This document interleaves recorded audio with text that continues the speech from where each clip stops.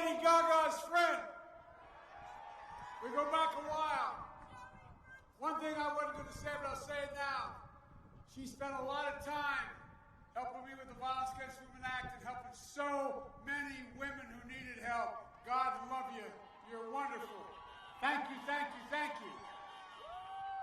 Folks, John, thanks, old buddy, for sharing your story. And thanks to Mr. Mayor. I don't know where you are. I can't see out here, but I tell you what, thanks for the passport into town. And thanks for all the speakers we heard tonight, as well as the incredible, as I said, Lady Gaga.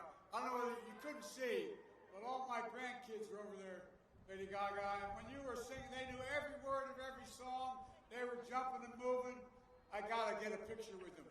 Anyway, my buddy, Congressman Mike Doyle, Governor Tom Wolf, thank you for standing with me and fighting for the dignity of working people. Everyone you've heard from across the state, as well as in Philadelphia, we hear you loud, we hear you clearly.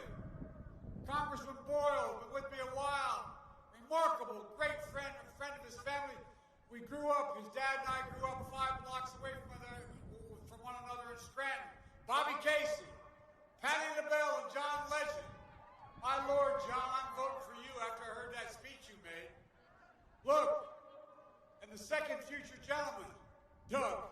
Doug, God love you. You're a good man. And I want to thank the next Vice President of the United States, woman I am so proud to be running alongside of, Kamala Harris.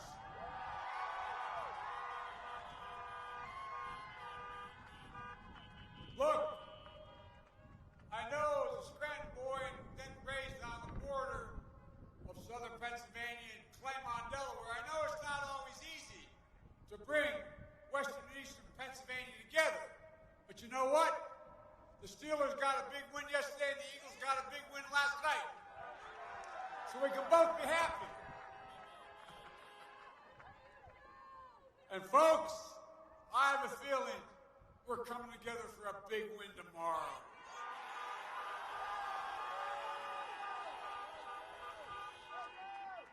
My Lord, there's a lot of you out here in this cold night. Thank you. And by the way, in the parking garage, don't jump. I need you. Don't jump. Folks, look. 18 months ago, we kicked off the campaign at Teamsters Local 249 right here in Pittsburgh. I chose Western Pennsylvania for my first stop as a candidate, and now for my last stop before Election Day, because you represent the backbone of this country. Hard-working families. We're asking nothing but a fair shot, an even chance. Ordinary people doing extraordinary things. The qualities that built this country, that created and sustained the middle class. And by the way, as I said twice earlier today, unions built the middle class. Look, we've been through a lot in this country since we announced. America's facing a confluence of crises unlike anything in living memory. We're still in the battle for the soul of America. Decency, honor, respect. Where has it gone with this president? Well, let me tell you something, folks. Tomorrow's the beginning of a new day. Tomorrow, we can put an end to a presidency that has left hard-working Americans out in the cold. Tomorrow, we can put an end to a presidency that has divided this nation and fanned the flames of hate. Tomorrow, we can put an end to a presidency that has failed to protect this nation. Ladies and gentlemen, millions of Americans have already voted. Close to 100 million. And millions more will vote tomorrow. And my message to you is simple. The power to change this country is in your hands. In your hands. I don't care how hard Donald Trump tries. There's nothing that's going to stop the people of this nation from voting. Period. And when America votes, America will be heard. And America's heard. I believe the message will be loud and clear. It's time for Donald Trump to to pack his bags and go home.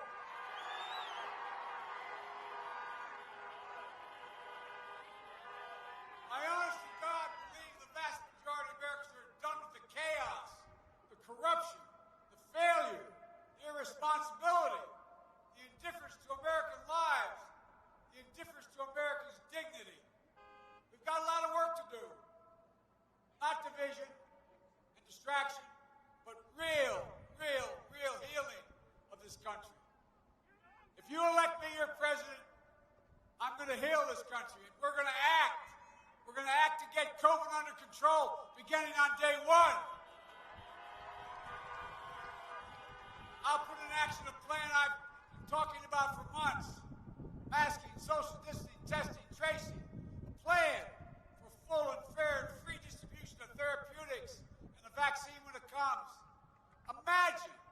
Imagine where we could be if a president only wore a mask from the beginning instead of mocked it. I can tell you this, as every expert will tell you, we wouldn't have 9 million COVID cases in this nation. We wouldn't have over 230,000 deaths, nearly 100,000 cases nationwide.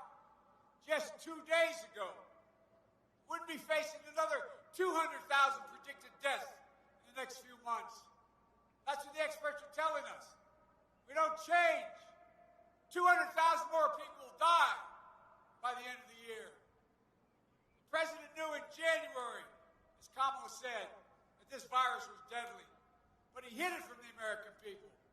He knew it was worse than the flu, but he lied to us. He knew it wasn't going to disappear. He kept telling us a miracle was coming. It'd be over by Easter.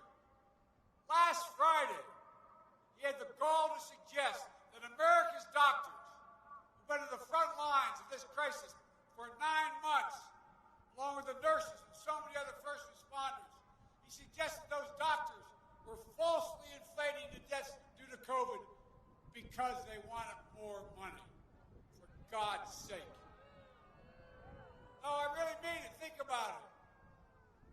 Our frontline healthcare workers, they've suffered and sacrificed for 9 months.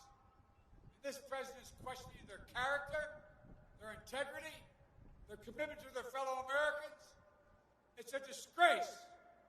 And last night, Trump went on to say he was going to fire Dr. Fauci. Well, I've got a better idea. Let's fire Trump and I'll hire Fauci.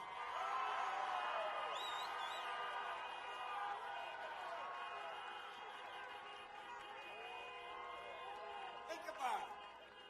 Look, Donald Trump has waved the white flag of surrender. Remember he said, I'm the commander-in-chief and I'm going to fight this fight.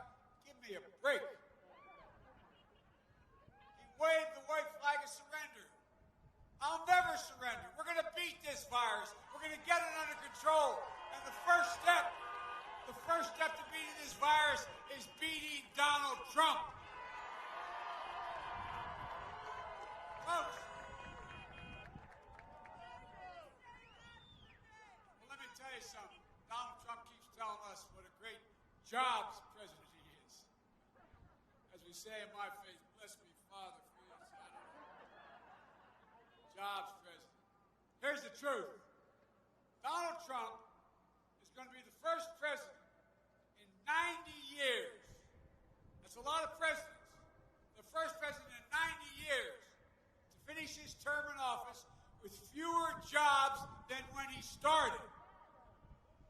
An independent analysis, not from some liberal think tank, but by Moody's, a Wall Street firm, projects that my plan will create 7 million more jobs and $1 trillion more economic growth than anything the president has proposed.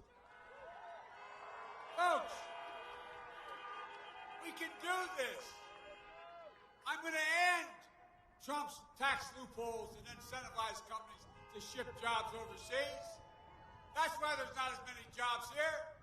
I'm going to add a 10% surtax on any company that ships jobs overseas. But companies who invest in American manufacturing, bring jobs back, will give them a 10% tax credit. And by the way, the President of the United States awards about $600 billion of contracts a year because of everything from building aircraft carriers to all that we do, all the government spends. I promise you this, it violates no trade agreement. There will be no government contracts given out on my watch that don't make all of their products here in America. The future will be made right here in America, in Pennsylvania.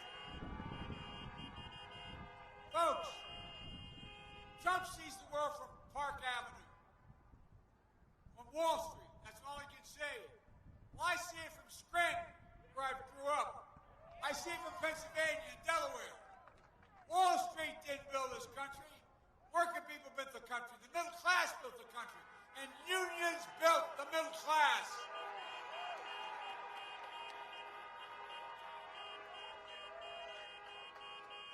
My dad used to have an expression. He said, Joey, the only way you can deal with the abuse of power is with power. Well, the only outfit that can deal with the abuse of power of corporate America is union power. That's the only way it can be dealt with. And I warn you all, if I'm elected, you're going to see the most pro-union president in American history sitting in the White House. Look, I believe we should be about rewarding work, not wealth. Under my plan, as Kamala said, if you make less than $400,000, you're not going to pay a penny more in taxes. But finally, the wealthiest among us, the biggest corporations, 91 of which of the Fortune 500 paid zero in income tax, you're going to start paying your fair share. Why? Why should an iron worker, a firefighter, an educator, a nurse pay a higher tax rate than the super wealthy? Folks, and here's a good one. Why should you be paying more than Donald Trump pays in taxes?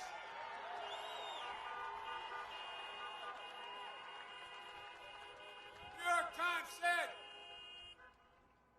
he paid $750 in taxes one year.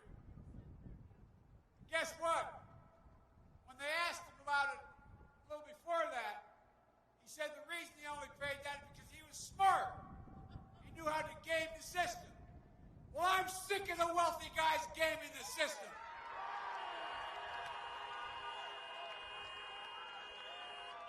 Most are willing to pay their fair share. But let me tell you, by the way, he loves to talk about corruption. Oh, my Lord. He loves to talk about corruption.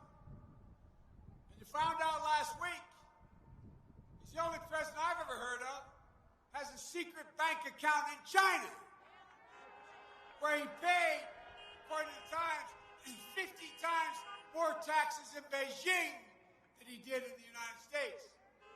Folks, as my mother would have said, enough is enough is enough.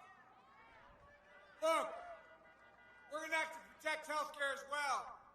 Trump and the Republicans for the last 10 years have been trying like the devil to eliminate the health care plan. By the way, because of economic policies and so many companies going out of business, 10 million Americans have already lost their health care. And now Trump and the Republicans, they jammed through a Supreme Court nominee for one overwhelming reason. They want to destroy the Affordable Care Act. If they get their way, by the way, this is not hyperbole. By the way, guess what's going to happen? 7 days after tomorrow, they're going to be in the Supreme Court arguing to wipe out, root and branch, all of the Affordable Care Act. Well, you can say that again because a lot of people are hurt. I can remember as a kid growing up in Claymont in Wilmington in a 3-bedroom house, nice house, 3-bedroom split-level home with 4 kids and a grandpa. The walls were thin. I can remember one night my dad, I could hear him restless in the room next to us, talking to my mom and asking her the next morning, what's the matter? He said, your dad, we just lost our health insurance. How many people you know staring at the ceiling, wondering what in God's name are they going to do without health insurance? How many of them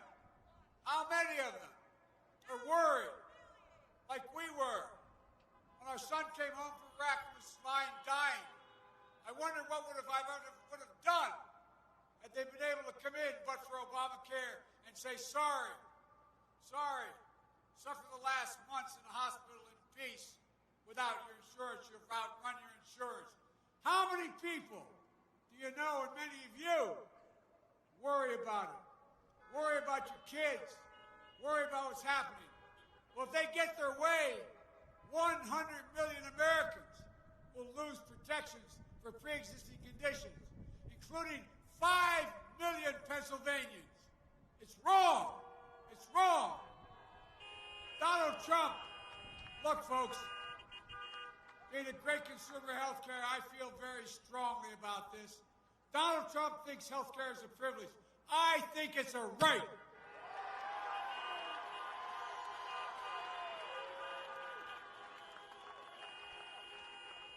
I'll not only restore health care, I'll build on it. You can keep your private insurance if you have it, or you can choose a Medicare-like option.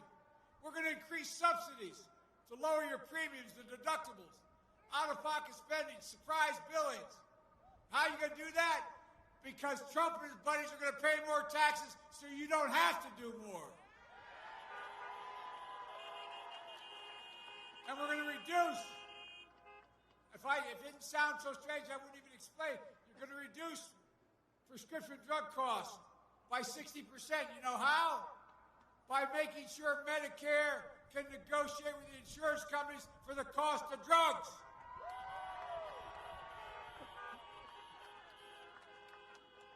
Make sure you keep the protections for pre-existing conditions. Meanwhile, you know these guys are for real, unfortunately. Meanwhile, Trump's announced what he'll do if he gets reelected with regard to Social Security. The actuary at Social Security has said if Trump were elected and gets past what he wants, it will bankrupt Social Security by 2023. Now, y'all may think I'm making it up, but just like I said, when Paul Ryan was the Speaker of the House, I said they're going to cut Medicare, I should say. Everybody looked, no. They tried to cut it by $5 billion right off the bat. Folks, these guys are serious. They've never fully supported these programs. I'll protect Social Security, Medicare and Medicaid. You have my word on it. But folks, as we used to say in the Senate, if you excuse a point of personal privilege, there's nothing that has made me more angry about this president than the way he's spoken about those of you who have served in uniform. Losers and suckers referred to you. Our son, Bo, his 2 children are with me tonight. He gave up his job as Attorney General to volunteer to go to Iraq for a year. He won the Bronze Star, the Conspicuous Service Medal. He came home with brain cancer. And guess what? He wasn't a sucker. He was a patriot. Like all of your sons and daughters. It angers the hell out of me the way he talks about our veterans. Your parents, your grandparents, all have served. To the best of my knowledge, he's the first president of the United States who had 6 generals and admirals who worked in his administration, who left, who since left, and said he was unfit to be commander-in-chief. Folks, that's why General Stanley McChrystal, the former commander of Special Operations, oversaw the bin Laden raid. Admiral Bill McCraven and 22 other 4-stars endorsed me because they know I'll have their back.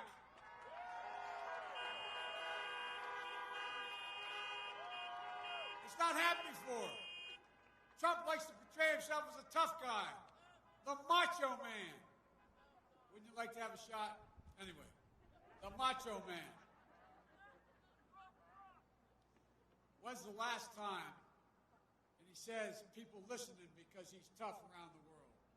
When's the last time you ever heard of a president of the United States literally being laughed at out loud by world leaders when he spoke at the United Nations?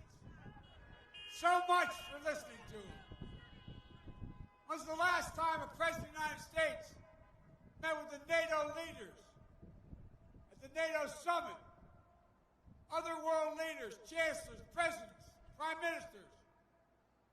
And before they realized it, they were all making fun of him as he left the room. Folks, and can you believe we're a president who acts like Vladimir Putin's puppy? Putin had put bounties on the heads of American soldiers in Afghanistan where I've been to many times. It's a rough area, man. But Trump has talked to him 6 times since then. And he's been afraid to say or challenge him at all. Donald Trump isn't strong, he's weak. This is the president who not only doesn't understand sacrifice, doesn't understand courage, physical courage it takes to be in uniform. Folks, we're going to support our military. They're the backbone and spine of this country.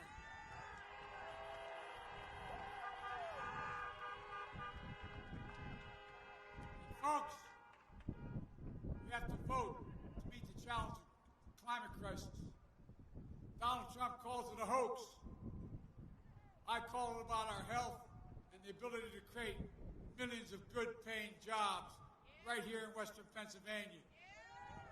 We can combat climate change with American ingenuity and manufacturing, creating millions of new high-paying union jobs. Let me be clear. I will not ban fracking in Pennsylvania. I'll protect those jobs, period, no matter what Donald Trump says. But I tell you what, I will no longer fund oil companies with subsidies, period. Folks,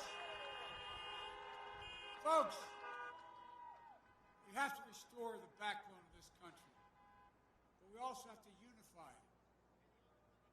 Look, we're going to act to deliver racial justice in America. Protesting is not burning and looting. The violence will not be tolerated. But the protesters, a cry for justice. The names of George Floyd, Breonna Taylor, Jacob Blake, Walter Wallace, they're not going to be soon forgotten by me, not by anyone in this country. And they're going to inspire a new wave of justice in America. When I met with Floyd's family, when I went down to Texas, he has a little daughter, 6 years old. I was in the room and I knelt down to talk to her. She looked at me and said, "Mr. Vice President," she said, "my daddy is going to change America. My daddy is going to change America." But guess what? We also know that the American people realize we got to change. We also know that justice isn't just about criminal justice. It's about knowing that true justice is about jobs, building wealth for your families. No one should be working 2 jobs to stay in poverty. We need a minimum of $15 an hour minimum wage.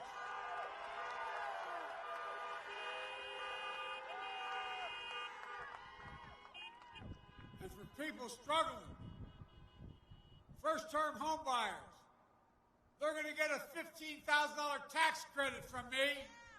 We're going to provide capital for young entrepreneurs to start small businesses. Provide free community college, which, by the way, costs a lot of money, $6 billion a year. We spend about that much money giving breaks out for racehorses. Folks, as well as free tuition for students attending state universities if they come from families making less than $125,000. Folks, we can do this, Pennsylvania. In 2008 and 2012, you placed your trust in me and Barack. In 2020, I'm asking and seeking your trust again. I take nothing for granted. This is a battle for the soul of America. We have to win this. We have to win this together. Bring the country together. I'm proud of the coalition this campaign has built, welcoming Democrats and Republicans and independents. I'm running as a proud Democrat, but I will govern as an American president.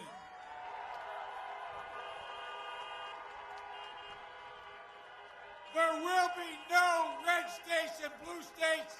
There will be the United States of America. I promise you, I'll work as hard for those who don't support me as those who do. That's the job of a president. The duty to care for everyone. The duty to heal. That's the president's job. So please vote. If you still have your absentee ballot, get it to a drop box as soon as you can, or vote tomorrow in person. Just make a plan and help get out the vote. The power is in your hands, Pennsylvania.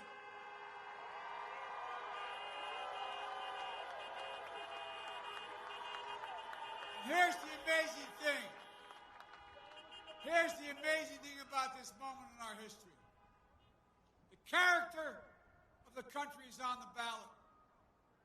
On the one hand, we're facing the biggest threats to who we are and what we believe, what we've seen in our lifetimes.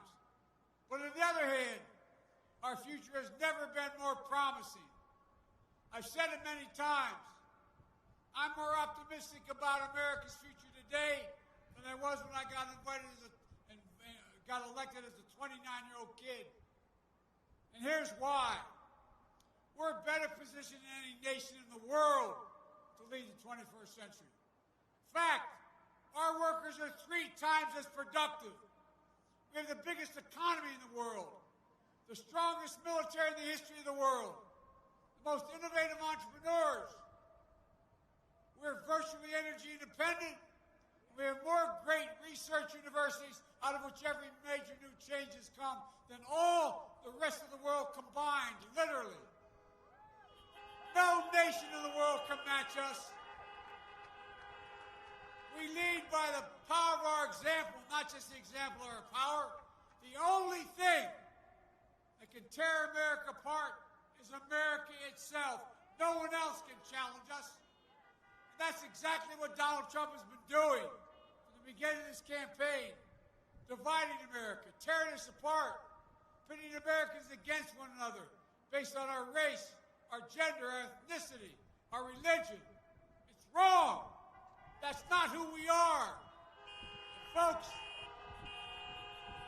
everybody knows who Donald Trump is. Let's keep showing them who we are.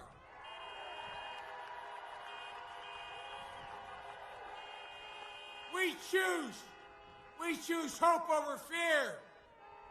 We choose unity over division. We choose science over fiction. And yes, we choose truth over lie after lie after lie. Folks, it's time to stand up and take back our democracy. We can do this. We can be better than what we've been. We can be who we are at our best. The United States of America. God bless you all, and may God protect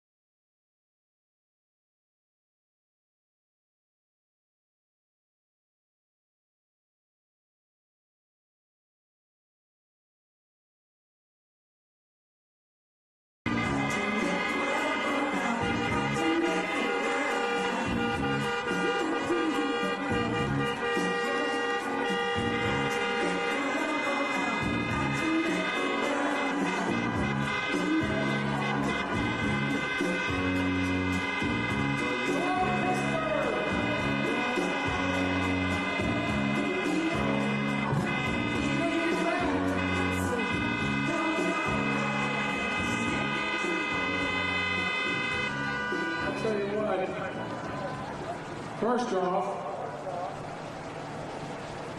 let's honk for the outstanding band, the Funky Fly Project. Thank you, thank you, thank you. And special thanks to local and state elected officials who are here.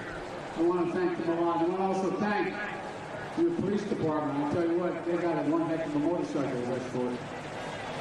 You know, it's great seeing Franco again. I live on the other side of the state, just below that town called Philadelphia. And I get in trouble because I talk about how much I like Pittsburgh and how much I like the Steelers. Now let me tell you why. Franco and I were just in Latrobe together last month.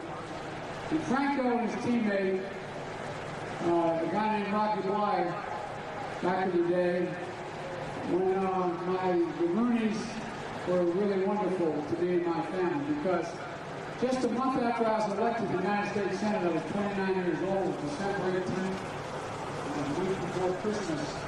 I got a phone call when I was hiring staff in Washington saying the tractor trailer broadsided my wife and my 3 children Christmas shopping and killed my wife and killed my wife and killed my daughter. My 2 boys were very badly injured. So I hustled home as quick as I could. And I stayed with them in that hospital room because they were really in tough shape. But on the 23rd, I believe it was, I decided that I was going to go out to Kmart and get a plastic Christmas tree. You know, those kinds that have on display. Because you weren't allowed to have any Christmas paraphernalia in the hospital that could catch fire. But I could get one of those. So I went out and I was only gone. The only time I was gone for about, I guess, an hour, hour and a half, and I came back. And both my boys, for the first time, they were little guys, 3 and 4 years old, almost 4 and 5. They had smiles on their face. And each of them were holding a football, signed by the entire steel curtain, the Pittsburgh team. And I said, "What happened, boys?" And they were the first time they saw me. They said, "Rocky Blyer and Franco Harris came." Because guess what happened? The Roonies, really fine people, the Roonies decided that they were going to send Rocky and Franco to see my boys. No publicity. They didn't do any press. Didn't let anybody know. They spent 45 minutes with my boys. They got me playing them home. That's who we are as a country. That's something the president don't understand. Looking out for each other. 1,000 acts of kindness and decency that people used to show to one another and still do. But he just doesn't get it. Pittsburgh is one more day to show who we are once again. Tomorrow, we can end the presidency that has divided this nation. Folks in Harvard know.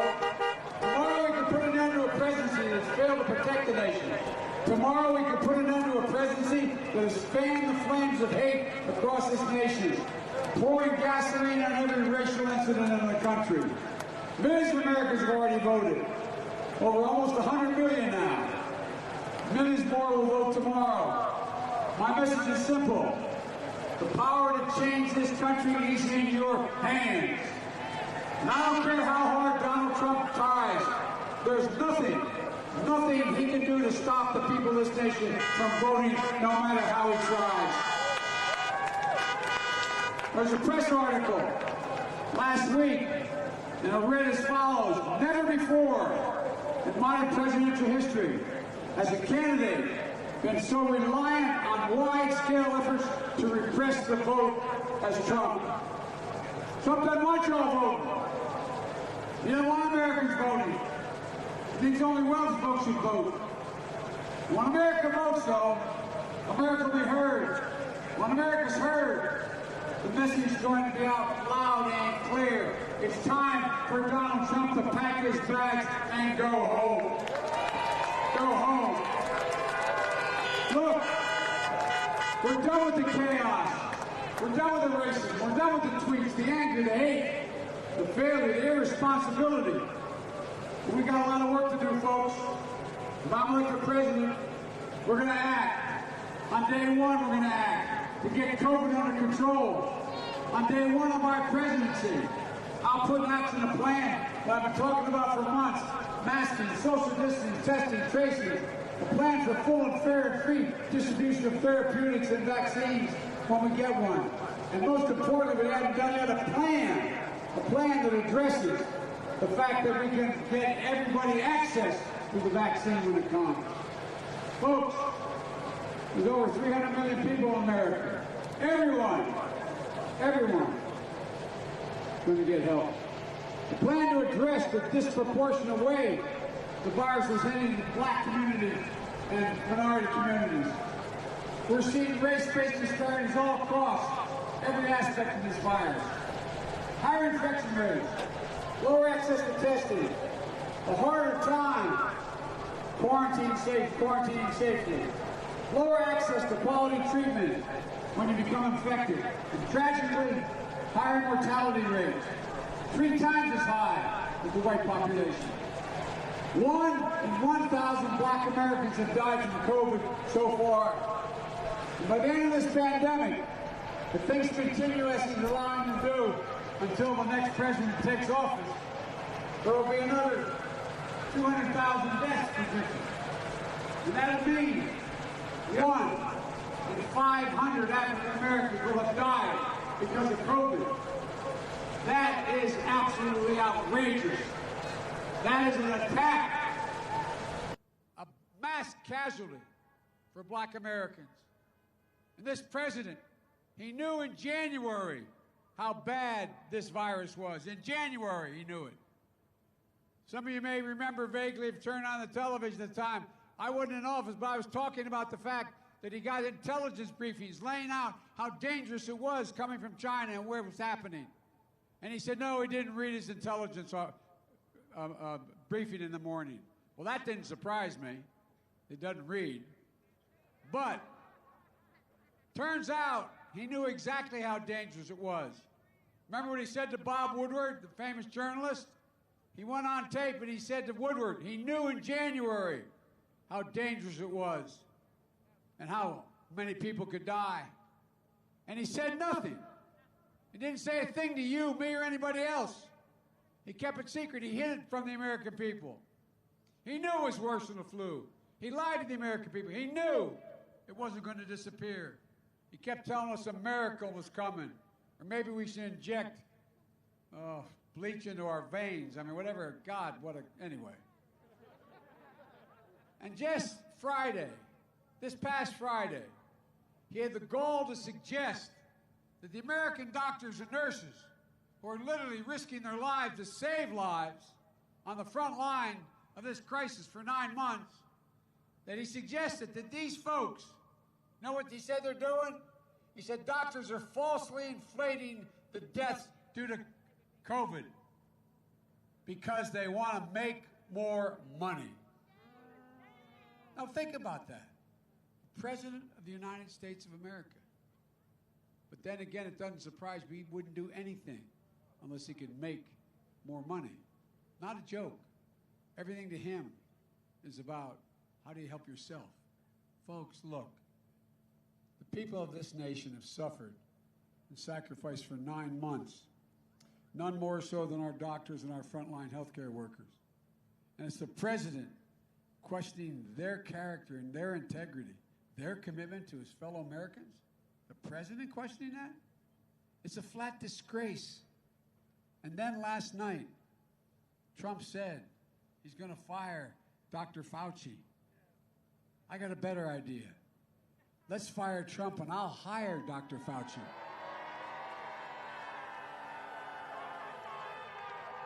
Look, the president has waved the white flag of surrendering this virus.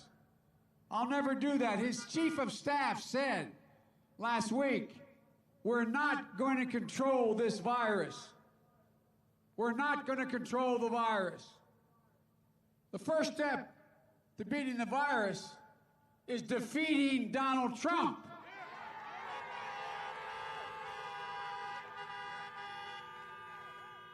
Look, folks, If we didn't know this was happening, and somebody made a movie about this 5 years ago, you'd think it was all crazy. But it's real. It's real what's happening. Donald Trump, by the way, keeps telling us what a great jobs president he has been, how many jobs he's created. Well, I was just with President Obama in Detroit and Flint, Michigan, my buddy. It was great to be with a president with real character, a president respected around the world, a president our kids could look up to. But did you know President Obama and I helped create more jobs in the last 3 years of our administration than Trump did in the first 3 years of his, even before the pandemic hit? Did you know Donald Trump is going to be the first president in 90 years who's going to finish with his 4 years in office with fewer jobs under his leadership than when he started as president? And black unemployment remains too high. Too many black businesses are shuttered for good. Black-owned businesses are shutting down twice as fast as other businesses. And business communities of color have shuttered because they didn't get the help, the money that Congress had passed. Congress passed over $2 trillion. You know the first thing the president did? He fired the inspector general, was supposed to follow where the money went. And guess what? Minority businesses, small businesses, they didn't get the help. It went to the Mar-a-Lago crowd, not a joke. His wealthy friends. He fired the inspector general. You know, he sees the world from Park Avenue. I see it from Scranton. I see it from where I grew up. I see it from here in Pittsburgh. Wall Street didn't build this country. Working people built this country. That's always who's built the country. The middle class. And unions built the middle class. Folks, I believe we should be rewarding work, not wealth in this country. You all realize that just since the pandemic started, the listed billionaires in America made another $300 billion? Not a joke. $300 billion they made in the middle of the pandemic. What's going on here, folks? Well, I got a plan. And under my plan, I commit to you, no one making less than $400,000 is going to see a penny in taxes raised. But for a change, the wealthiest and the biggest corporations, 91 of the Fortune 500 companies pay zero in taxes after making billions of dollars. Well, guess what? Under a Biden administration, they're going to start paying their fair share. Why should a firefighter, an educator, a nurse, a steel worker pay a higher tax rate, and this is the God's truth, a higher tax rate than the super wealthy? And by the way, why should you pay more taxes than Donald Trump? I released 23 years of my tax returns. I had the dubious distinction of being listed as the poorest man in Congress for 36 years. And then when I got elected vice president, it said it's probable no man has ever assumed the office of vice president with fewer assets than Joe Biden. I assume they weren't speaking about intellectual assets. They could have been, but who knows? But look, here's my point. Trump, and the only taxes that we've been able to find out through the New York Times, the 1 year he paid $750 in taxes. Trump keeps talking about corruption. When's the last time you heard of a president having a secret bank account in China? Which he did, we just found out, where he paid 50 times more tax in China than he did in the United States. Every time he starts talking about corruption, I say, release your tax return. What in the hell are you hiding? What are you hiding? Not one. Anyway, I won't get into it. Look, we're going to act to protect health care. Trump and the Republicans just jammed through a Supreme Court nomination. You know why they did? To try to destroy the Affordable Care Act. Well, if they get their way, 100 million Americans will lose the protections for pre-existing conditions, including more than 5 million people here in the United States. here in the state of Pennsylvania. Over 100 million in the United States. Millions of black Americans will be left uninsured and denied health coverage because of pre-existing conditions. And there are more pre-existing conditions in poor communities than there are in others. Donald Trump thinks health care is a privilege. I think it's a right. Look, I'll not only restore Obamacare, I'll build on it. You can keep your private insurance. If you like it, you can choose Medicare like public option. I'm going to increase subsidies to lower your premiums, deductibles, out-of-pocket expenses, out-of-pocket spending, surprise billing. I'm going to lower prescription drugs by 60%, and that's the truth. But by the way, how are you going to do it, Joe? Because those wealthy people are going to start paying their fair share.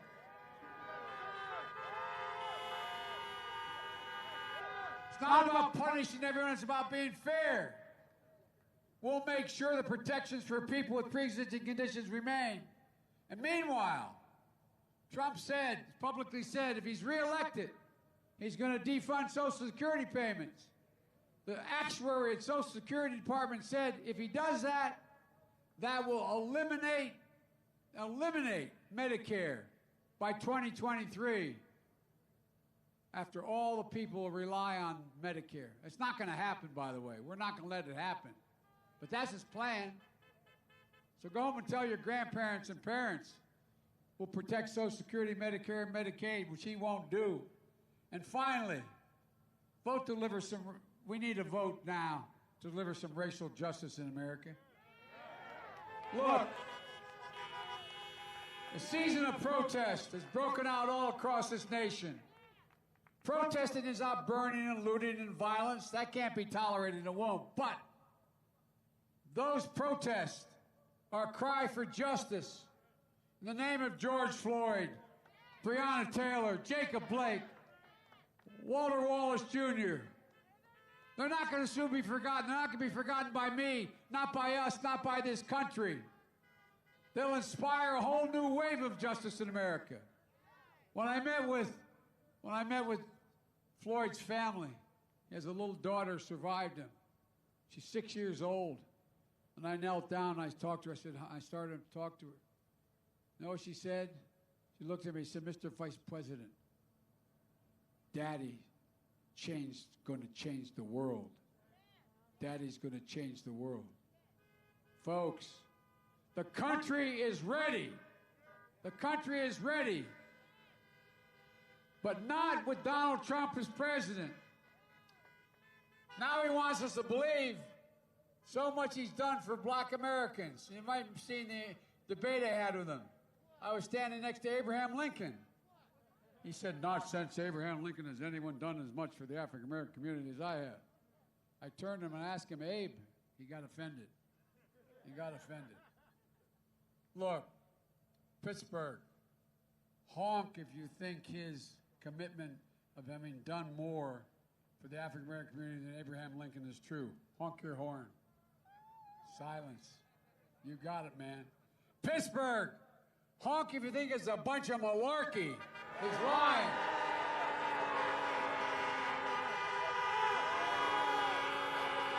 You got it. Look, the truth is Donald Trump has done more to harm black America than any president in modern history. This is the same man who started the birther movement against my buddy Barack Obama. This is the man who, when the first black woman running for vice president, he looks at her and he calls her a monster. Oh, yeah, man. And remember on stage with him when I asked about the Proud Boys, that racist group of white supremacists? I said, would you deny them? He turned and he said, I'm going to tell them to stand down and stand by. When in God's name did you ever expect American president to say, who refused to denounce white supremacy, doesn't believe systemic racism is a problem, and won't even say Black Lives Matter? Black Lives Matter. And we're going to work to deliver real police and criminal reform, justice reform. We know what true justice is all about. It's not only about a system, criminal justice system that's fair, but it's about being able to build wealth, jobs, homes, families. Folks, we're in a situation where, think about it, how many people you know working 2 jobs and still being in poverty? We need a national minimum wage of $15 an hour for everybody, period. Honk, if you agree with me. Honk, if you agree with me, my proposal for first-term home buyers. First-time home buyers, I promise you, are going to get a $15,000 down payment for their first home. Honk! For new capital to start businesses, because black entrepreneurs are equally successful as any other entrepreneurs, but they can't get access. That's why Barack and I started a program to give $1.5 billion to local small business associations to lend money. That brought $30 billion off the sideline. Well, I've changed that to $15 billion, and we're going to bring 150 off the sideline. Look, in addition to that, think about this. Education. Education is the key to movement. Well, guess what? They're going to be free college education for state universities when I'm your president. I'm going to triple funding. And by the way, we can afford this, I promise you.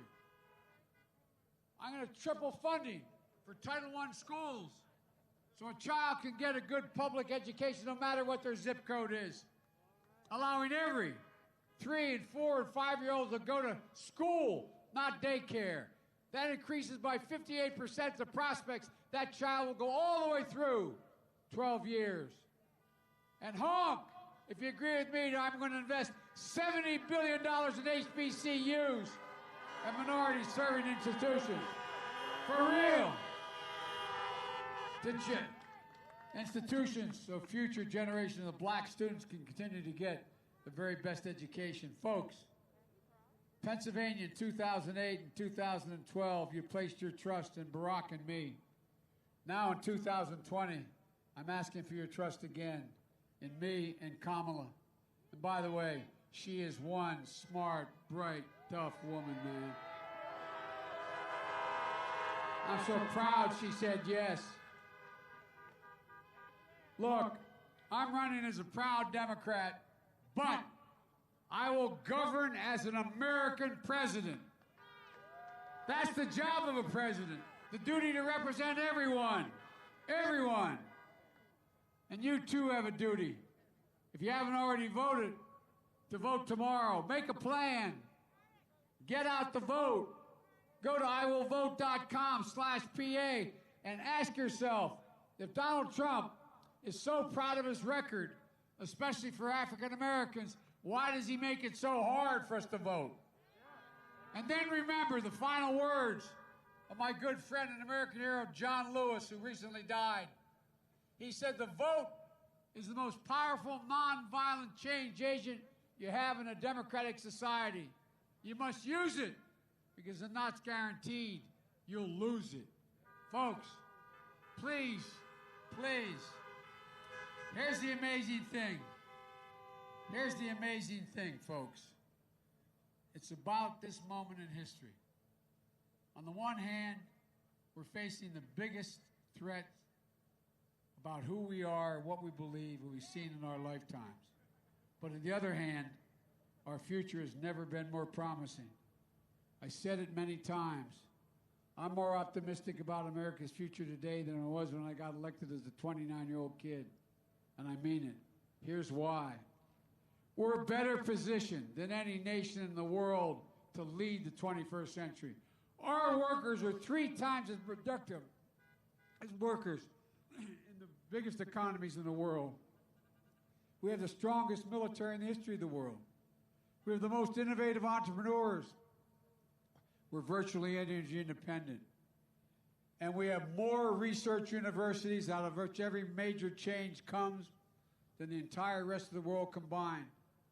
No other nation can match us. We lead by the power of our example, not just the example of our power. We're a laughing stock around the world right now. The only thing that can tear America apart is America itself. And that's exactly what Donald Trump has been doing from the beginning of this campaign.